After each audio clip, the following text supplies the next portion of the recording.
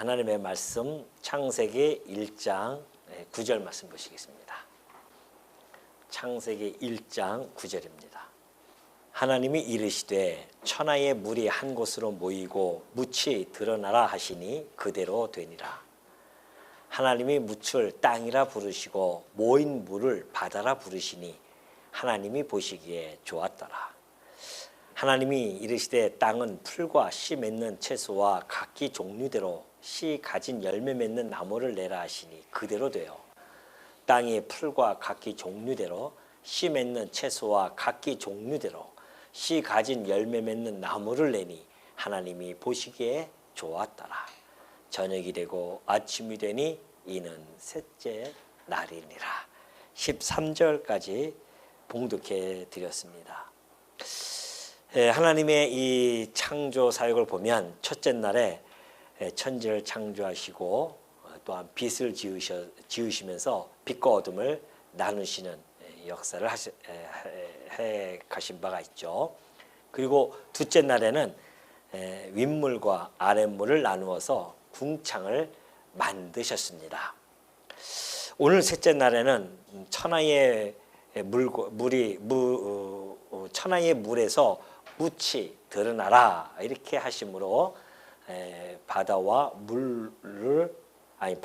묻을 그렇게 나누시는 그런 역사를 해 가십니다.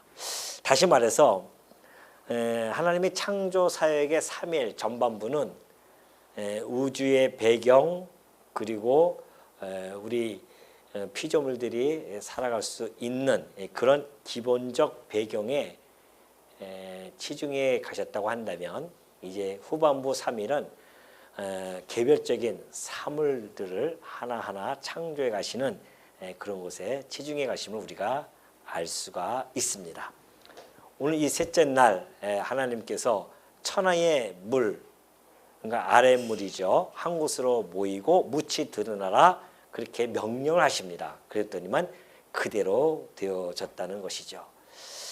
그리고 하나님이 이제 묻을 땅이라 부르시고 모인 물을 바다라 부르십니다.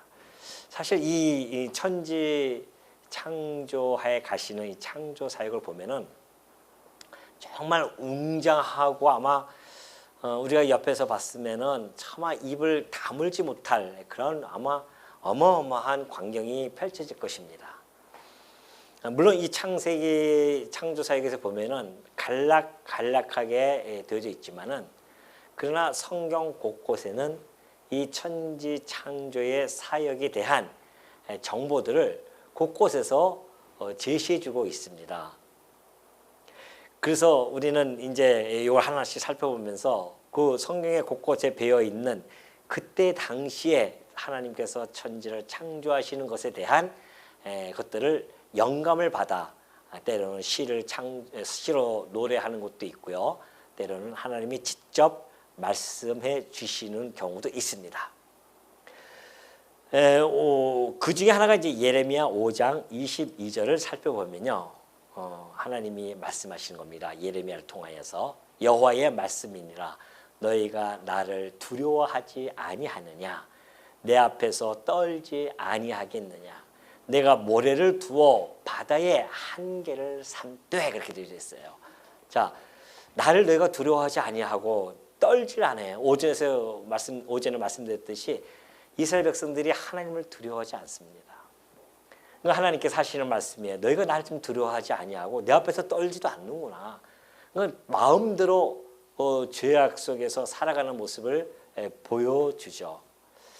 그때에 하나님이 하시는 말씀이 내가 모래를 두어 바다의 한계를 삼되 내가 누군지 아느냐. 내가 천지를 창조할 때에 내가 그 바다를 한 곳으로 모았다는 겁니다. 한 곳으로 묶어버렸다는 거죠.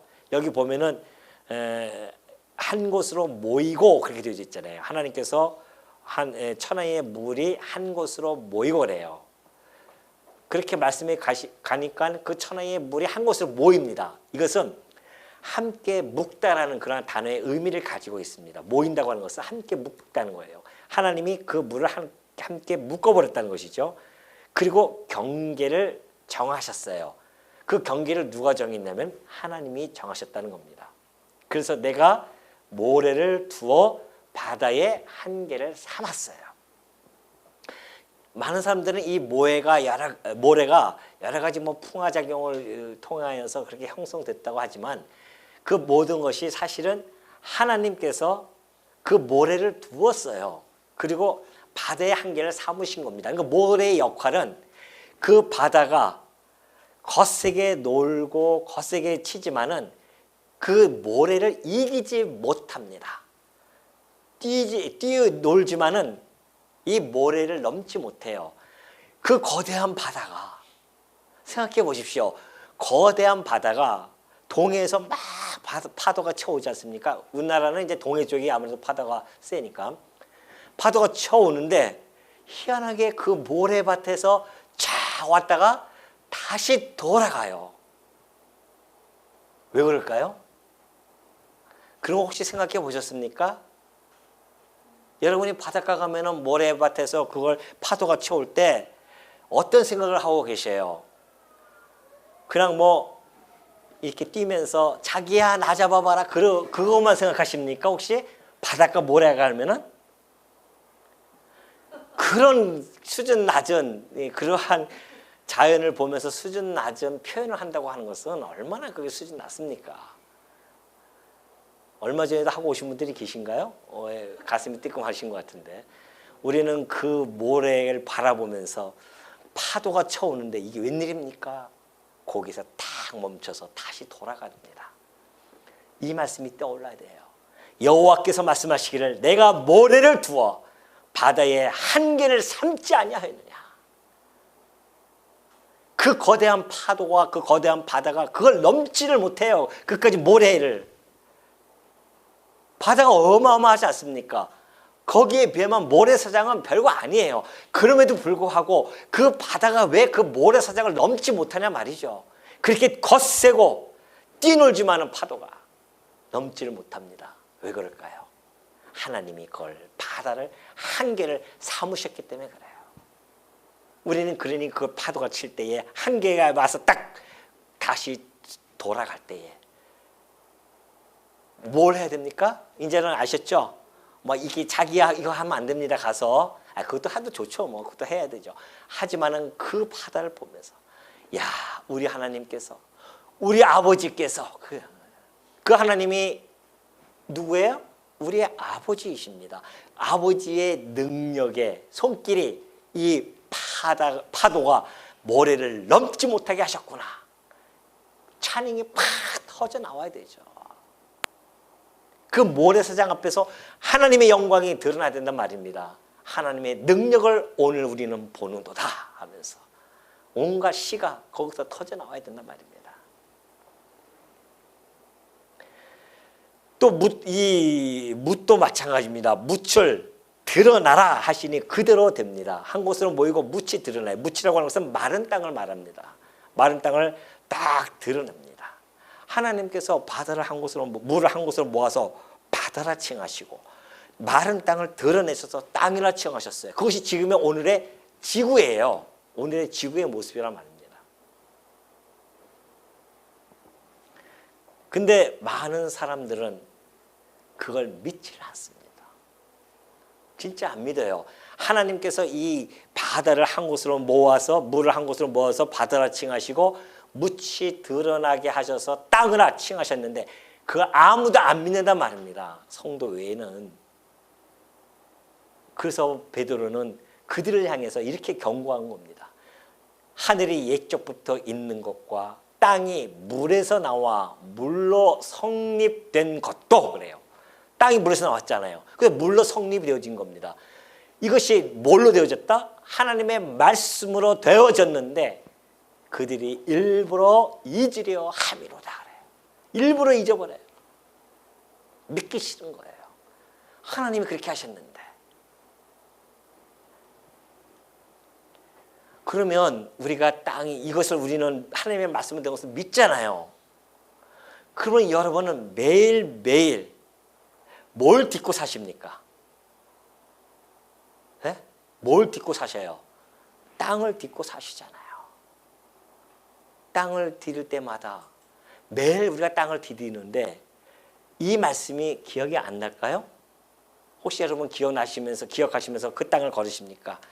아니면 왜 땅을 보면서 어떤 성도님들은 땅을 보면서 기어가요. 그래서 정말 이 하나님의 이 놀라운 이 묻을 드러내게 하시는 이 사역을 찬양하는 줄 알았더니만 지난번에 돈을 주신 기억이 나가지고서는 혹시 또 돈이 떨어졌을까 봐 땅만 보고 다니시는 분이 있단 말입니다. 성도로서 좀 약간 수준이 낮은 그런 모습 아니겠어요? 성도가 왜 땅을 디디면서 땅을 왜 봐야 됩니까? 이것이 물에서부터 나와서 물로 성립되어진 이 마른 땅, 어떻게 물로 되어졌는데 이것이 마른 땅이 솟아나올 수 있냐 말이죠. 하나님이 다 준비해 가신 땅이었다는 겁니다. 그거를 역사 속에서 보여줬어요. 그 무슨 사건입니까? 네? 홍해 사건이었어요. 그게 홍해 발 밑에 마른 땅이 있었어요. 물이 있으면 거기 마른 땅이 되어질 수가 없잖아요. 그런데 하나님께서 물을 한 곳으로 모으십니다. 쫙 갈라져요. 그리고 그 밑에가 마른 땅을 드러내셨단 말입니다. 그걸 보여준 거예요. 그래서 그 땅을 건너갈 수 있도록. 그러니 이스라엘 백성들이 그 마른 땅을 건너가면서 얼마나 하나님을 찬양했습니까? 그렇다고 한다면 오늘 우리들은 하나님이 만드신 이 땅을 딛고 매일매일 살아가는데 어찌 우리가 찬양거리가 떨어질 수가 있냐 말이죠. 찬양할 거리가 없다고요? 찬양할 거리가 없습니까? 매일매일 우리는 땅을 디딜 때마다 찬양거리가 넘쳐 흐릅니다. 이 물에서부터 성립되어진 이 땅을 오늘 이 아침도 저는 걷고 있나이다. 나의 아버지시여, 당신의 능력의 땅에 내 발을 딛고 살고 있습니다. 얼마나 찬양하고 우리가 하루를 시작할 수 있겠습니까? 퇴근하고 돌아오시면서 빨리 집에 가야겠다가 아니라 그 땅을 딛고 오면서 하나님께서 이 만드신 이 땅을 오늘도 내가 하루 종일 딛고 살았나이다. 우리는 그 땅을 볼 때마다 이 땅을 물에서부터 나오게 하신 그 하나님의 놀라운 솜씨, 하나님의 영광, 이것을 우리는 날마다 찬송하기에도 모자람이 없을 겁니다. 모자랄 겁니다. 그죠? 다윗도 이렇게 노래를 불러요. 여호와께서 시편 24편 2절에 보면 그래요. 여호와께서 그 터를 바다 위에 세우시며 강들 위에 건설하셨도다. 이런 노래가 막 터져 나오는 겁니다. 그 터를 바다 위에 세우셨대요. 이 땅을 강들 위에 건설하셨도다. 이것이 우리가 날마다 드릴 그러한 찬양거리라는 거, 그것만 있겠습니까? 비단 앞으로 계속 나오는 이 모든 내용들이 우리들의 입술을 통하여 부를 찬양거리라고 하는 것을 잊지 마시기 바랍니다. 이 땅과 바다가 출현하는 그때 그 현장을 여러분 보고 싶습니까? 보고 싶어요? 그 현장에 대해서 하나님께서 우리들에게 혹시 보고 싶어 할까 봐 그 현장을 생생하게 묘사한 내용이 있습니다. 이것이 바로 욥기서에 잘 설명되어져 있어요. 하나님이 욥을 통하여 이렇게 이야기합니다. 욥아, 내가 땅에 기초를 놓을 때, 욥기서 38장 4절이죠. 땅에 기초를 놓을 때에 내가 어디 있었느냐? 내가 깨달아 알았거든 말할지니라. 누가 그것의 도량법을 정하였는지, 누가 그 줄을 그것의 위에 띄웠는지를 네가 아느냐 말이죠. 그것의 주추는 무엇 위에 세웠으며 그 모퉁이 돌을 누가 놓았느냐는 겁니다. 도량법이 뭐예요? 그 지구 땅덩어리의 질량뿐만이 아니라 크기, 이 모든 것들을 누가 정했냐 말이죠. 우연히 그것이 됐겠냐 말이죠. 하나님이 인간이 살 수 있는 최적의 요건을 만들기 위해서 그 질량과 그 크기를 정확하게 정하셨다는 겁니다. 그리고 하나님께서는 그 땅덩어리를 통해서 줄을 띄워요. 딱 우리 건축할 때 보면은, 집 질 때 보면 줄 띄우잖아요. 쫙쫙 맞춰서. 그 줄을 누가 띄웠냐 말이죠. 하나님이 하시는 말씀이에요. 그 줄을 그 땅덩어리 위에 그 바다 위에 그것을 누가 띄웠느냐 말이죠. 그걸 발견한 그림이 있습니다. 바로 이 그림이에요. 위도와 경도가 하나님이 정하신 줄이었단 말입니다. 인간들이 이걸 갖다가 발견한 것뿐이지 원래 그 땅에는 위도와 경도가 줄이 다 띄어져 있었어요. 그래서 적도를 중심으로 해서 남반구, 북반구가 갈라지고 거기에 맞춰서 각 위도와 경도가 다 좀 되어져 있지 않습니까? 이렇게 철두철미하게 하나님께서 이 땅을 드러내실 때에 그렇게 만드신 겁니다. 그때에 새벽별들이 기뻐 노래하며 하나님의 아들들이 다 기뻐 소리를 질렀다는 거 아니겠어요? 하나님의 아들들이 누굽니까? 천사들이에요. 하나님께서 첫째 날 만드셨던 그 천사들이 그 셋째 날 만드시는 이 광경을 바라보면서 다 기뻐 소리를 지릅니다. 새벽별들이 기뻐 소리를 질러요. 이게 다 천사의 모습입니다. 이것들이. 바다가 그 모태에서 터져 나올 때에 문으로 그것을 가둔 자가 누구냐 말이죠. 그때에 내가 구름으로 그것을 만들고 흑암으로 그 강보를 만들고 한계를 정하여 뭇빗장을 지르고 하나님 또 이렇게 표현해 주고 계십니다. 한계를 정했어요. 바다에 그 뭇빗장을 딱 지른 겁니다. 이르기를 네가 여기까지 오고 더 넘어가지 못하리라. 하나님의 말씀에 명령이 떨어집니다. 내 높은 파도가 여기서 어떻게 하라? 그칠지니라. 하나님이 이렇게 하시니까 그 높은 파도가 그치지 않습니까? 넘어오지 못한다니까요. 얼마나 정말 이 놀라운 역사가 지금 벌어지고 있는지 모릅니다. 그러니 여러분 우리가 이 셋째 날의 창조의 이 상황을 여기서는 간략하게 나왔지만은 이렇게 성경 곳곳에는 그 상황을 정확하게 묘사해 주고 있어요. 노래로 때는 하나님께서 직접 계시해 줌으로 말미암아 우리가 그때의 상황을 하나님의 그 장광스러운 역사의 모습을 충분히는 아니더라도 하나님이 열어 보여주시는 것만큼 우리가 직접 보지 못했으니까 그러나 이러한 노래로 또한 이러한 계시의 말씀으로 우리가 알 수가 있는 거죠. 하나님의 말씀은 그런 능력이 있는 겁니다. 그 능력의 말씀을 우리는 지금 하나하나 살펴보고 있는 중이고요. 그러면서 11절을 보면 그러죠. 하나님이 이르시되 땅은 풀과 씨 맺는 채소와 각기 종류대로 씨 가진 열매 맺는 나무를 내라 하시니 그대로 되어 땅이 풀과 각기 종류대로 씨 맺는 채소와 각기 종류대로 씨 가진 열매 맺는 나무를 내니 하나님이 보시기에 좋았더라. 보십시오. 각기 종류대로. 이게 아주 중요한 이야기예요. 이것은 근본 종이 다르다는 이야기입니다. 각기 종류대로. 이것은 그동안 펼쳐왔던 그 진화론의 허구적인 이론을 완전히 파괴하는 겁니다. 모든 생물이 각기 자기의 그 생물학적인 그런 종의 변천 과정을 갖고 가지고서는 저급한 종에서 고급한 종으로 발전되어졌다고 하는 것이 진화론인데 아니라는 거예요. 각기 종류대로 하나님께서는 다 만드셨다는 겁니다.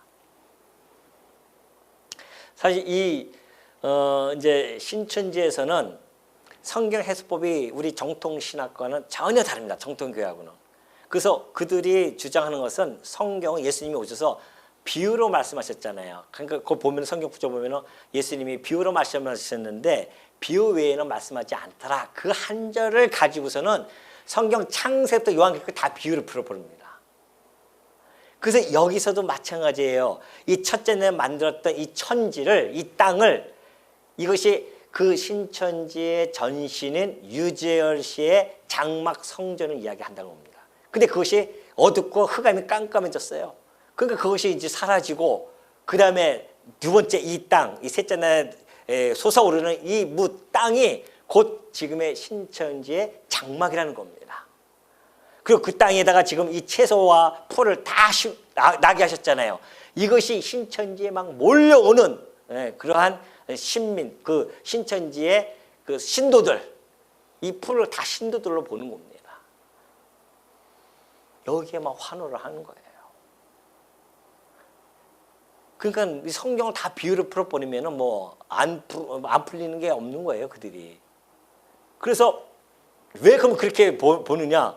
이것이 이제 하나님께서 이사야 선지자에게 하셨던 그 말씀을 근거로 잡아옵니다. 이사야 선지자에게 뭐라고 했냐면은 너 이사야 너 이것 좀 외쳐라. 뭐요? 했더니만 뭘 외칠까요? 했더니만 육체는 풀이요. 그리고 그의 모든 아름다움은 들의 꽃과 같다. 그렇게 말씀하십니다. 육체는 풀과 같은 존재들이야. 꽃과 같은 존재라 말입니다. 그래서 풀은 마르고 꽃은 시든다는 겁니다. 그러나 하나님의 말씀은 영원히 쓴다는 거 아니겠어요? 그러니 이 백성은 실로 풀이로다. 여기서 그렇게 했기 때문에 이게 다 풀이 다 사람이라는 뜻이에요. 여러분 이게 좀 우습죠? 근데 거기는 아주 심각하게 받아들입니다. 이거 심각하게 받아들여요. 창세에서부터 시작해서 계속 비유를 풀어나갑니다. 그러니까 거기 10만 20명이 막 모여들잖아요. 야, 듣도 보지도 못한 이 해석법.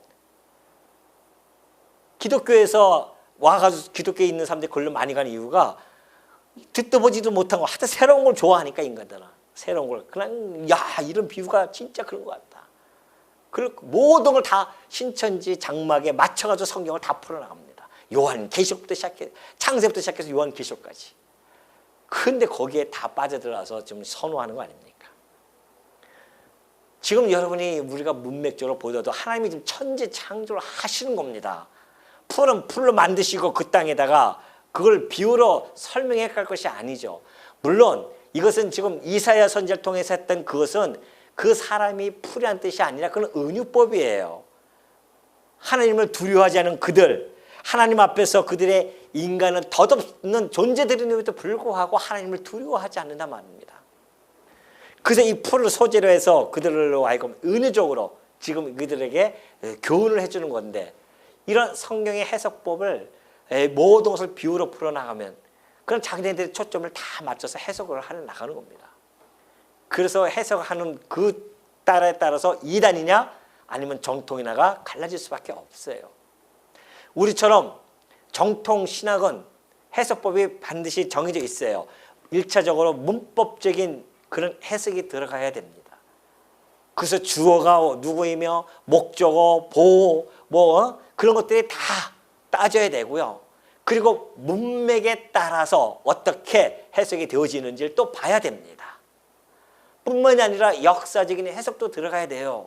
그때 당시에 누구에게 이것을 이야기했는지, 그리고 이 1차 독자에 대한 그런 개념 속에서 그걸 바라봐야 되고, 그리고 나서 나중에 이것이 이제 신학적인 해석이 되어져서 우리 그리스도와에게 종결되어지는 그런 해석 방법, 이런 것들이 우리가 가지고 있는 정통적인 해석 방법이에요. 얼마나 건전한 해석 방법입니까? 그러나 이단들은 여기서부터 벗어나요. 자기 이어령 비어령이에요. 코에 걸면 코걸이, 귀에 걸면 귀걸이, 그 해석법을 가지고 설명해 가기 때문에. 근데 이단들이 다 동일합니다. 똑같아요. 그 계보가 똑같고 그 계보 속에서 나타나는 해석 방법이 똑같다고. 그 지금 이 사람들이 그 얘기하는 거하고 우리가 지금 얘기하는 거 완전히 다르지 않습니까? 우리는 그냥 하나님께서 당신의 백성들, 그 피조물을 위해서 그 배경을 지금 만들어 나갔고, 그 땅 위에다가 식물, 채소와 종류대로 씨 가진 것들, 열매 맺는 나무, 채소들을 하나하나 다 해놓은 것은 이제 기체적으로 만드는 그러한 실질적인 개별적인 삶을 창조에 있어서 그들로 하여금 염려하지 말라고 이미 그들의 먹을 것을 다 준비해 가셨다는 거 아니겠습니까? 그래서 우리가 보면은 하나님께서 그 모든 것을 다 준비해 가셔서 그 당시의 주인이시니까, 여기 보면은 묻을 땅이라 부르시고 물을 바다라 부르시면서 다 만드셨잖아요. 이렇게 거기다가 땅에다가 풀을, 당시의 주인이시니까 그걸 다 드러내십니다. 우리가 출애굽기 14장 16절 보면요, 아까 얘기했던 겁니다. 홍해바다 갈릴 때에 지팡이를 들고 손을 바다 위로 내밀어 그것이 갈라지게 하라. 하나님께서 모세에게 하셨던 말씀이에요. 야, 이렇게 해라. 왜? 당신의 주인이시니까, 바다의 주인이시기 때문에 그것을 갈라지게 하라 하면 갈라지는 겁니다. 마른 땅을 드러내라 하면 드러나는 거예요. 그리고 시편 기자가 이렇게 노래합니다. 주께서 바다의 파도를 다스리시며 그 파도가 일어날 때에 잔잔하게 하시나이다. 하나님이 주인이시니까 파도를 다스리시고 일어날 때도 다 잔잔하게 하신다는 겁니다. 왜? 주인이시니까 명령하면 다 명령을 들을 수밖에 없어요. 그런데 놀랍게도 2000년 전에 예수님이 이 땅에 오셨어요. 그리고 예수님과 함께 제자들이 그 배 위에서 함께 잠을 자고 있었는데 파도가 치기 시작합니다. 무서워 떱니다. 예수님을 깨웁니다. 주여 어찌하면 좋습니까 이 상황을. 그때 예수님이 일어나서 뭐라고 말씀하세요? 이르시되 어찌하여 무서워하느냐 믿음이 작은 자들아. 믿음이 작은 자들아. 왜? 지금 내가 누군지도 모르고 그렇게 믿음이 작아서 두려워 떤단 말입니다. 일어나서 바람과 바다를 꾸짖으시니 아주 잔잔하게 되거늘 그래요. 예수님이 바람과 바다를 꾸짖으셔요. 아주 잔잔하게 됩니다. 아까 시편의 말씀이죠. 하나님이 그 바다를 꾸짖으셔서 잠잠하게 하셨다. 이것이 바로 약속되어진 언약되어진 말씀이었습니다. 하나님의 아들이 이 땅에 와서 당신이 만물의 주관자 아니십니까? 왜? 창조주시니까. 근데 그분이 그렇게 그 바다의 만왕의 왕, 만물의 왕이심을 보여줄 것에 대한 예언이었었거든요. 예수님이 직접 오셔서 지금 그걸 하고 계시는 겁니다.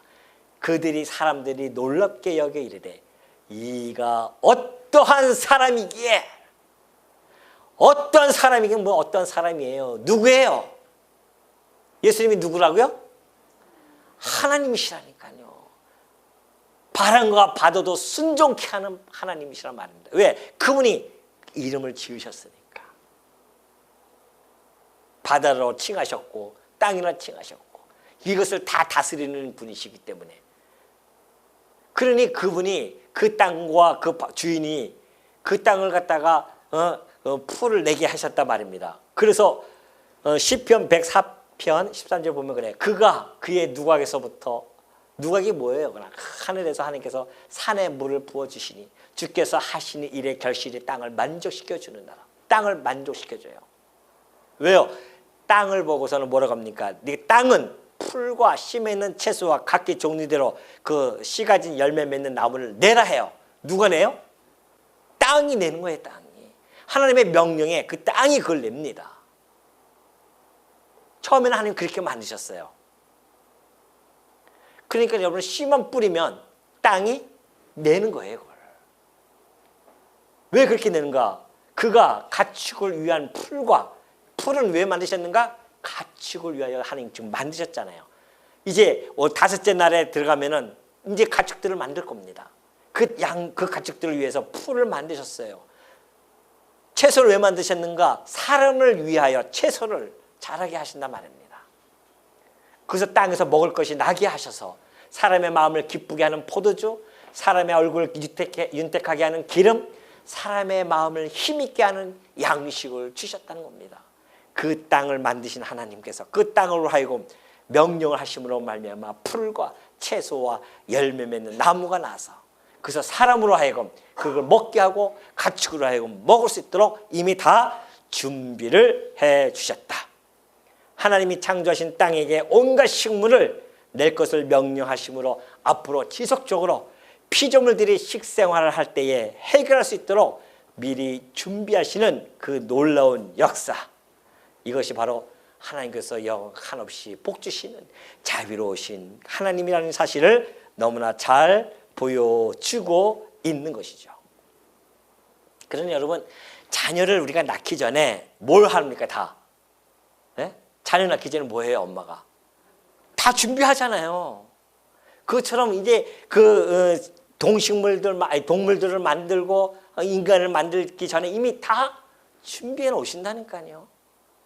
그런 분이 하나님이셔. 왜? 그분은 복 주시기를 좋아하시는 분이시고 뿐만이 아니라 그분은 자비로우신 분이기 때문에 만들어 놓고 책임을 안 지시는 분이 아니라 반드시 책임을 지시는 분이에요. 하도 못 믿으니까 예수님이 오셔서 다시 한번 주지시켜 주십니다. 무엇을 먹을까? 무엇을 마실까? 뭐 하지 말라? 염려하지 마라. 아버지께서는 이미 다 아셔. 이 창조 사역을 통해서 너희들에게 보여주지 아니하였느냐 말이죠. 창조 사역을 통해서 다 보여줬는데 그걸 보고도 이걸 읽으면서도 뭘로 읽는지 모르겠어요.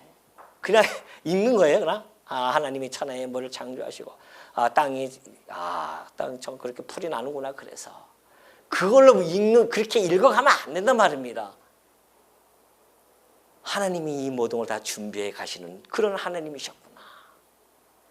그렇다고 한다면은 당신의 백성을 위해 준비한 것은 만사를 구비하는 것은 당연한 일 아니겠어요? 이 땅에 우리를 갖다가 내보낼 때에 그냥 내보내겠어요? 아니라니까요. 내가 태어나서 죽을 때까지 쓸 것 모든 걸 다 하나님께서는 필요한 것을 준비해 놓고 이 땅에 보내시는 겁니다. 난 지금 여태까지 나는 하나님께서 그런 것 같지 않은데요. 아니에요. 하나님이 주신 분복 따라 지금 필요한 걸 다 채워주신 중이었어요. 중이었고 중이고 또 그렇게 할 것입니다. 미래, 현재, 과거가 다 그 안에 포함되어 있어요. 성도가 할 것은 염려, 걱정이 아니라니까요. 하나님의 필요를 채워주시는 그 하나님께 감사와 찬양을 준비하고 날마다 하나님께 감사와 찬양을 하는 것이지 다 준비해놓고 하나님께서는 역사를 진행해 가시는 분이십니다. 그러니 하나님 아버지라고 부르면서 아니 하나님을 뭐라고 불러요? 아버지라고 부르잖아요. 근데 왜 그 아버지를 믿지 못하냐 말이죠. 예수님께서 오셔도 뭐라고 합니까? 그 자들을 향해서 뭐라고요? 믿음이 적은 자들아. 오늘 여러분들에게 아버지로 여러분에게 찾아오셨는데 그래서 우리 보고 우리 애한테 아버지라 부를 수 있도록 해주셨는데 아버지에 대한 믿음이 왜 적냐 말이죠. 맡겨요. 모든 걸 다 전적으로 맡기시고 지금까지 살아오게 하셨던 그 아버지께서 앞으로도 나를 살아가게 하실 거라는 사실을 우리는 이 창조 사역을 통하여서 충분히 인지할 수가 있는 겁니다. 단순하게 그냥 창조한 것이 문제가 아니라 하나님이 왜 이렇게 인간부터 창조할 수 있잖아요. 근데 안 하시는 게 왜? 세밀하게 하나님이 해 나가시기 때문에 미리 다 배경을 준비해 놓으시고 그리고 만드시고 그들로 하여금 먹고 살 수 있도록 해주시는 그 하나님의 섭리의 역사를 창조 사역을 통해 보여주신다고 한다면 이 시대도 역시 하나님의 사역은 여전히 이루어지는 그런 가운데 있기 때문에 우리는 그 하나님을 믿고 살아가는 성도로서 하나님의 자녀로서 그 하나님한테 모든 것을 맡기고 그리고 하나님이 지으신 이 모든 천지 창조 이 모든 만물을 바라보면서 오로지 우리 입술에서 뭐하라? 이제는 우리가 죄인 되어졌을 때는 우리의 이 목구멍이 열린 무덤이었고 입술과 이 혀와 이 모든 것들이 저주와 악독과 이 모든 것들로 이 가득 차 있었지만 이제는 성도에게 있어서는 그 입술이